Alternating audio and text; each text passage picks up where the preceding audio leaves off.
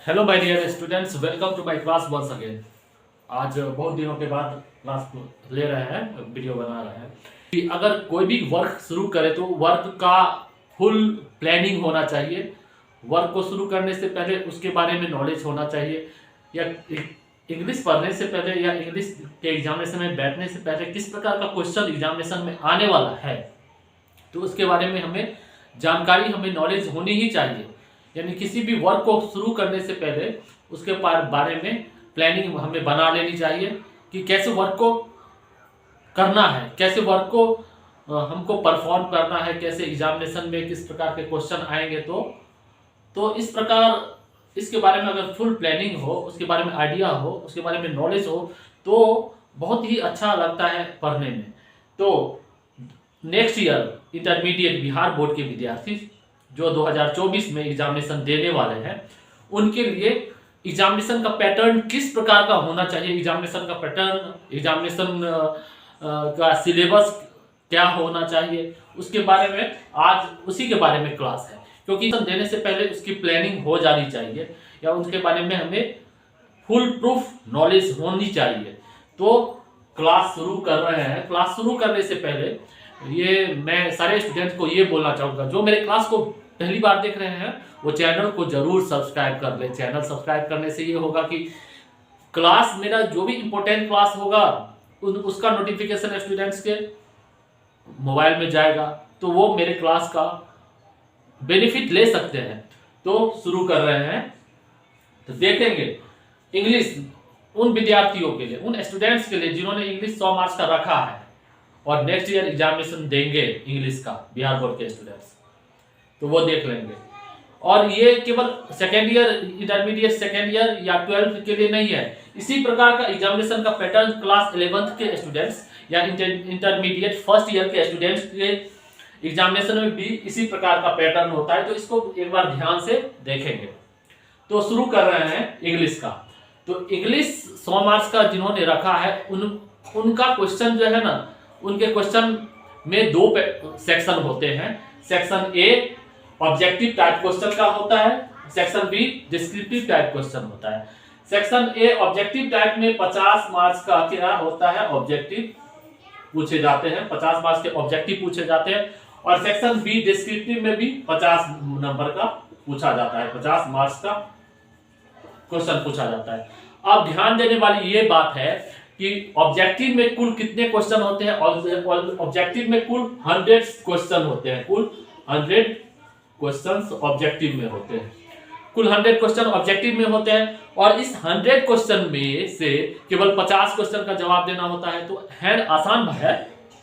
अब ये ध्यान देंगे कि इस 50 क्वेश्चन में से 50 क्वेश्चन का जो जवाब देना है, इसमें कम से कम 30 क्वेश्चन ग्रामर से ही आते हैं और 20 टेक्स्ट बुक से आते हैं। तो इसको ध्यान, यानी ग्रामर सेक्शन से कितने होते हैं, ग्रामर सेक्शन से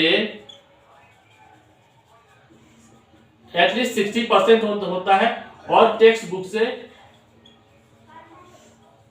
40% आता है, यानी टेक्स्ट बुक से रेनबो पार्ट 2 से। तो यानी कि कितने क्वेश्चन में कितने सेक्शन होंगे, 2 सेक्शन होंगे, section A objective, section B descriptive. अब चाहे तो 50 का ही अटेम्प्ट करेंगे। अब ध्यान देंगे descriptive type question. Descriptive type question को भी लिखना बहुत ही इजी है, क्योंकि एग्जामिनेशन पैटर्न ही इस प्रकार का है कि स्टूडेंट मैक्सिमम मार्क्स एग्जामिनेशन में ला सकते हैं। अब डिस्क्रिप्टिव टाइप क्वेश्चन में सबसे पहला क्वेश्चन आता है एसे से आएगा। वो एसे कितना नंबर का होता है, ये एसे होता है 8 मार्क्स का, 8 मार्क्स का एसे होता है। तो वो एसे भी आसान ही होता है, डिफिकल्ट होता ही नहीं है कोई। तो ऐसे 8 नंबर का होता है। क्लियर। अब नंबर 2 एक्सप्लेनेशन प्रोज से, यानी rainbow explain any one of the following, यानी एक्सप्लेनेशन करना होता है। एक्सप्लेनेशन में स्टेटमेंट दिए रहते हैं और उस स्टेटमेंट को एक्सप्लेन करना होता है। तो एक्सप्लेन करना होता है, अगर उसके हम उसके ऑथर का नाम लिखते हैं तो केवल ऑथर के नाम को, वो जो स्टेटमेंट आया है, एक्सप्लेनेशन में स्टेटमेंट होता है, और उस स्टेटमेंट में को अगर स्टूडेंट समझकर वो किस किस चैप्टर से आया है उस चैप्टर का नाम अगर केवल लिखते हैं और उसके ऑथर का केवल नाम लिखते हैं तो केवल चैप्टर नेम के लिए 1 नंबर मिलता है और उसके ऑथर के लिए 1 मार्क्स उसके लिए मिलता है, तो 2 मार्क्स हो गया। होता है एक्सप्लेनेशन कुल 4 नंबर का और कंटेंट के लिए 2 नंबर होता है, यानी एक्सप्लेनेशन के लिए 2 नंबर उसके लिए मिलता है, तो ये क्लियर है।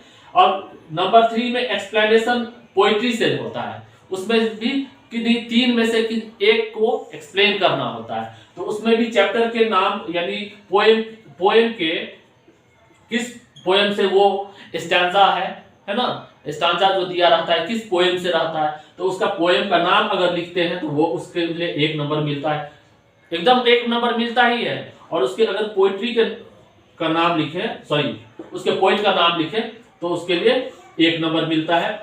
और अगर एक्सप्लेन करे तो उसके लिए एक्सप्लेनेशन के लिए 2 नंबर मिलता है, यानी कुल ये भी 4 नंबर के होते हैं। कुल ये 4 नंबर का होता है। अब आएंगे लेटर और एप्लीकेशन पे।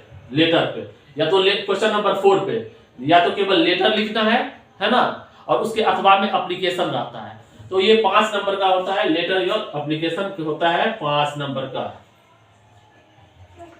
अगर फॉर्मेट अगर हम सही लिखते हैं तो केवल फॉर्मेट के लिए लेटर या एप्लीकेशन का कहीं अगर फॉर्मेट हम सही लिखते हैं, शुरुआत अगर सही से करते हैं, एंडिंग सही से करते हैं, फॉर्मेट अगर सही से लिखते हैं तो उसके लिए 2 नंबर क्लियर साफ है, उसके लिए 2 नंबर मिलता है। कंटेंट के लिए 2 नंबर मिलता है और ग्रामर का अगर सही यूज हो तो उसके लिए 1 नंबर मिलता है। तो ये भी कुल 5 नंबर का होता है। अगर फॉर्मेट सही लिख देते हैं, अगर फॉर्मेट केवल सही लिखते हैं तो उसके लिए 2, कंटेंट अगर उसके बॉडी सेक्शन में सही से लिखते हैं तो उसके लिए 2, और अगर ग्रामर का सही यूज है तो उसके लिए 1 मिलता है। तो ये कुल 5 नंबर का होता है। अब आते हैं क्वेश्चन नंबर 5 पे। Answer any 5 of the following questions. Answer any 5 of the following question. ये इसमें कुल 10 क्वेश्चन होते हैं। कुल टोटल क्वेश्चन कितने होते हैं? टोटल क्वेश्चन 10 होते हैं। 10 टोटल क्वेश्चन 10 होता है। 10 में से केवल 5 का जवाब देना होता है, 2-2 मार्क्स का होता है। यानी ये हो गया 2 × 5 2 × 5 = 10, यानी कुल 10 क्वेश्चन होते हैं। 10 में 5 का जवाब देना होता है। आसान है, टेक्स्ट बुक से पूछा जाता है। और एक क्वेश्चन 2 नंबर का होता है। तो इसको भी एकदम ध्यान से देख लेना है। अब क्वेश्चन नंबर 6 पे आते हैं। Answer any 3 of the following questions. Answer any 3 of the following question. ये इसमें 6 क्वेश्चन होते हैं। इसमें कुल 6 क्वेश्चन होते हैं। 6 क्वेश्चन में से 3 का जवाब देना होता है। 15 मार्क्स का होता है। एक क्वेश्चन 5 नंबर का होता है। एक क्वेश्चन 5 नंबर का होता है। तो ये 15 मार्क्स का होता है। इसमें 15 में 15 स्टूडेंट ला सकते हैं। 15 में 15 आता ही है स्टूडेंट का। कैसे, उसको ध्यान से देखना है। आगे बताते हैं कैसे 15 में 15 आएगा।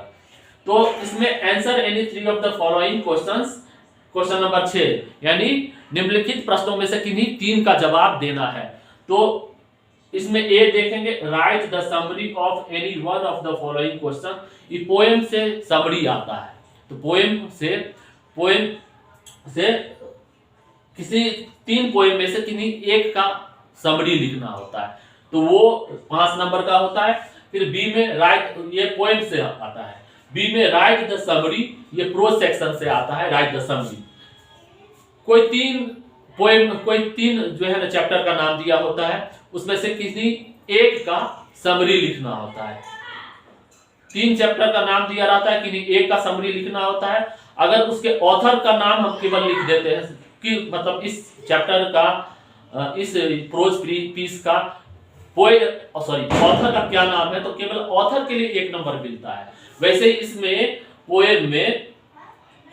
पोएम का नाम दिया रहता है। अगर उसके पोएट का नाम हम लिखते हैं तो केवल पोएट के नाम के लिए 1 नंबर मिलता है। तो उसको ध्यान में रखना है। वैसे बी में है राइट द समरी, ये प्रोज सेक्शन से। तो ये भी कुल 5 नंबर का होता है। कुल 5 नंबर का, ये भी कुल 5 नंबर का होता है। क्वेश्चन नंबर 6 में कुल 6 क्वेश्चन होते हैं। 6 में 3 का ही जवाब देना होता है। तो ये प्रोज सेक्शन होता है। फिर क्वेश्चन नंबर सी में स्टोरी ऑफ इंग्लिश से रहता है, स्टोरी ऑफ इंग्लिश से, ये 5 नंबर का होता है स्टोरी ऑफ इंग्लिश से। फिर क्वेश्चन नंबर, अब ये सीरियल नंबर डी में आते हैं, क्वेश्चन नंबर बोले सीरियल डी में आते हैं, match the name of the poems with their poets. Poem का नाम रहेगा और एक साइड लेफ्ट साइड पोएम का नाम रहेगा, राइट साइड पोएट के नाम रहेगा। तो पोएम और पोएट को याद कर लेंगे तो इसमें 5 में 5 आने का पूरा पॉसिबिलिटी है, केवल पोएम और पोएट के नाम याद कर ले तो। क्वेश्चन सीरियल नंबर ई में ट्रांसलेशन है, 10 ट्रांसलेशन, कुल 10 ट्रांसलेशन होते हैं। 10 ट्रांसलेशन में केवल 5 ट्रांसलेशन बनाना होता है, एक ट्रांसलेशन 1 नंबर का होता है, तो ये भी 5 नंबर का होता है। अब एफ में आते हैं, match the name of the prose piece with their author. अब प्रोज सेक्शन से, प्रोज सेक्शन से यानी चैप्टर का नाम याद कर लेंगे और उसके ऑथर का नाम याद कर लेंगे। चैप्टर का नाम याद करेंगे और उसके ऑथर का नाम याद कर लेंगे। 5 में 5 नंबर पक्का है, 5 में 5 नंबर आ ही जाता है स्टूडेंट को, तो ये है ना। तो अब आएंगे ऐप पर, match the names of the prose piece with their author. तो ये कुल क्वेश्चन नंबर 6 में कुल 6 क्वेश्चन रहते हैं। क्वेश्चन नंबर 6 में कुल 6 क्वेश्चन और 6 क्वेश्चन में से किन्हीं 3 का जवाब देना होता है। अब मैं जो बता रहा था इसमें 15 में 15 कैसे आएंगे, 15 में 15 ऐसे इसलिए आएंगे कि ट्रांसलेशन बहुत इजी होता है। ये 5 में 5 आ जाता है। Match the name of the prose piece with their poets, इसमें 5 में 5 आ जाता है। और match the name of the poems with their poets, इसमें 5 में 5 आ जाता है। तो 15 में 15 ये आने का पूरा पॉसिबिलिटी है, आता ही है वो 15 में 15। अब आते हैं 7 में, कॉम्प्रिहेंशन में। कॉम्प्रिहेंशन कितने नंबर का होता है, तो कॉम्प्रिहेंशन कुल 5 नंबर का, कॉम्प्रिहेंशन कुल 4 नंबर का होता है। कॉम्प्रिहेंशन इसमें रहेगा, read the passage carefully and answer the following questions. Read the passage carefully and answer the question that follow, यानी पैसेज को केयरफुली सावधानी पूर्वक पढ़ना है और उस पे रिलेटेड, उससे आधारित 4 क्वेश्चन दिए रहते हैं। चारों क्वेश्चन का पैसेज को पढ़ के उसका उत्तर देना होता है। तो इसमें 4 में 4 आने का पूरा पॉसिबिलिटी है, आता ही है, 4 में 4 आ ही जाता है, 4 में 4। या उसके अथवा में प्रेसिस रहता है, यानी प्रेसिस यानी संक्षेपण करना होता है, संक्षेपण। तो मैं तो स्टूडेंट को ये प्रीफर करूंगा कि वो कॉम्प्रिहेंशन को ठीक से पढ़े। इसमें अथवा में या तो कॉम्प्रिहेंशन का जवाब दे या तो संक्षेपण लिखे। तो स्टूडेंट मोस्टली करते हैं कॉम्प्रिहेंशन का ही जवाब देते हैं, क्योंकि कॉम्प्रिहेंशन के लिए दिया गया पैसेज होता है, उस पे आधारित 4 क्वेश्चन रहते हैं। 4 क्वेश्चन में 4 में 4 आने का पूरा पॉसिबिलिटी है। तो मुझे उम्मीद है कि आज का क्लास सारे स्टूडेंट को समझ में आ गया होगा, एग्जामिनेशन पैटर्न समझ में आ गया होगा, सिलेबस समझ में आ गया होगा। अगर इसके अकॉर्डिंग अगर वो तैयारी करेंगे तो वो 100 में मोर देन 90% मार्क्स इंग्लिश में जरूर लाएंगे। तो आज के लिए बस इतना ही, और जाते जाते मैं सारे स्टूडेंट्स को कहना चाहूंगा कि मेरा क्लास जल्दी शुरू होने वाला है, तो मेरे चैनल को जरूर सब्सक्राइब कर दे, ताकि मैं क्लास, मेरे क्लास को मोस्टली स्टूडेंट देख रहे हैं लेकिन सब्सक्राइब नहीं कोई कर नहीं रहे हैं मोस्टली। तो आज के लिए बस इतना ही, बहुत बहुत धन्यवाद।